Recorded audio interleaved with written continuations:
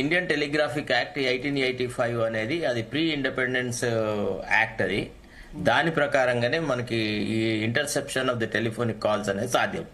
అక్కడ మనకు కావాల్సింది ఏంటంటే పబ్లిక్ ఎమర్జెన్సీ ఉండాలి, పబ్లిక్ సేఫ్టీ ఉండాలి, నేషనల్ సెక్యూరిటీ ఉండాలి. At the end of the day ఏంటంటే public order should not be ruptured on account of the illegal activities of certain anti social elements. That is a basic and fundamental thing అనమాట. తర్వాత ఈ act section 5(2)లో మనకు పొందుపరిచినారు ఏ కారణాల వల్ల చేయొచ్చు ఏంటిది అనేది. దాని తర్వాత 10 ఏజెన్సీస్ అంటే భారతదేశంలో ఒక 10 ఏజెన్సీస్ కు మాత్రమే ఈ ఇంటర్సెప్షన్ అధికారాలున్నాయి. అందులో వచ్చేసేసి intelligence bureau, CBI, ED, narcotics control bureau, central board of direct taxes, directorate of revenue intelligence అంటే ఇప్పుడు ఇన్కమ్ ట్యాక్స్ ఎగ్గొట్టడము, లోయర్ ఇన్కమ్ చూపెట్టడము ఇట్లాంటివి ఉంటాయి కదా వాళ్ళది. తర్వాత national investigating agency, research and analysis wing, direction of signal intelligence అని ఒకటి ఉంటుంది, ఢిల్లీ పోలీస్ కమిషనరు. ఇట్లాంటివి తప్ప మిగతా ఏ ఏజెన్సీస్ చేసినా అది ఇల్లీగల్.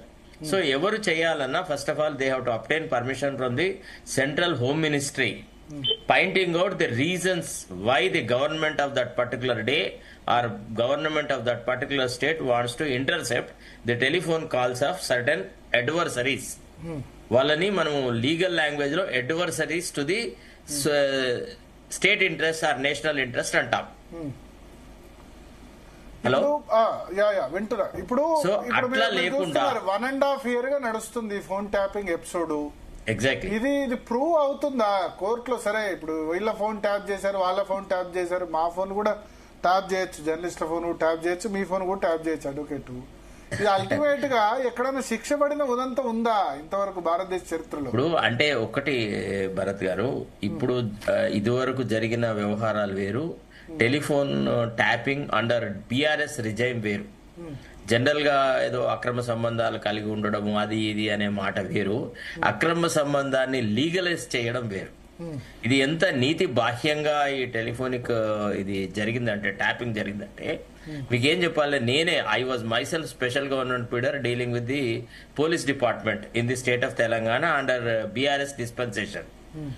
అయితే ఒక అవుట్ ఆఫ్ టర్న్ ప్రమోషన్ విషయంలో the director general spoke to me that no question of any out of turn promotion, అంటే సీనియారిటీ లేని వ్యక్తులకు ఇష్టాపూర్వకంగా ప్రమోషన్లు ఇవ్వడం అనేది డిపార్ట్మెంటల్ డిసిప్లిన్ ఎఫెక్ట్ చేస్తుంది. అట్లాంటి దానికి దేనికి కూడా మీరు అవకాశం ఇవ్వద్దు, you should fight those cases tooth and nail అని నాకు సలహా ఇచ్చినాడు.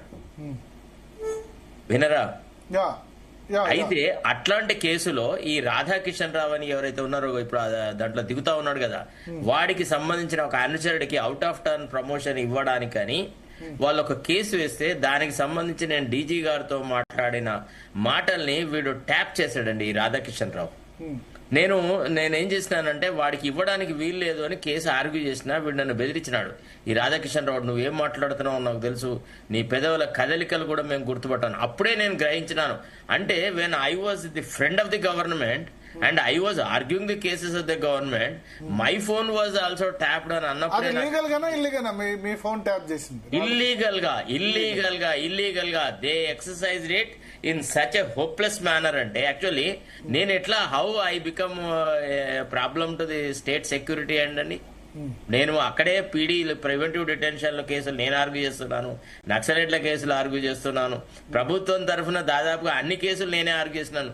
యోగి ఆదిత్యనాథ్ వచ్చి హైదరాబాద్ లో మీటింగ్ పెడతా అంటే అతని మీటింగ్ కు పర్మిషన్ రాకుండా కాపాడిన వ్యక్తిని నన్నే టార్గెట్ చేసినట్టు వాడు.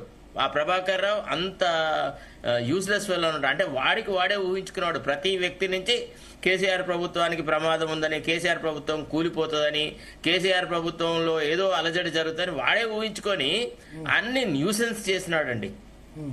Okay okay. సో ఇప్పుడు సరే, ఇప్పుడు కోర్టులో ఇవన్నీ ప్రూవ్ అవుతాయా అని నేను అంటున్నా. కోర్టులో ప్రూవ్ అవ్వాలంటే వీళ్ళు కలెక్ట్ చేసే ఎవిడెన్స్ బట్టి my point of view what I would honestly feel is it is not an issue to be dealt by the state agencies అండి. It should be relegated to central bureau, సిబిఐకి అప్పగిస్తే తప్ప ఇందులో న్యాయం జరగదండి.